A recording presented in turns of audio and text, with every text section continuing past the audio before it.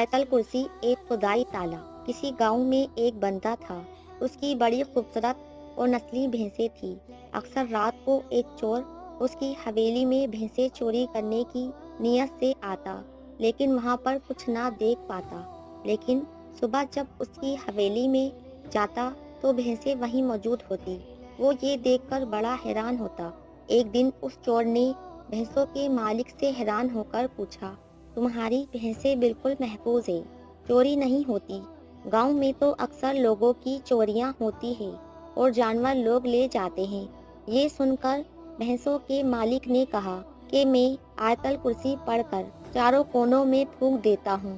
اسی طرح اگر اپنے مال و اسباب پر آیت الکرسی پڑھ کر پھونک دیں تو کوئی بھی قیمتی چیز کبھی بھی چوری نہ ہوگی، لیکن شرط یہ ہے کہ عمل پورے یقین کے ساتھ کیا جائے، کیونکہ عمل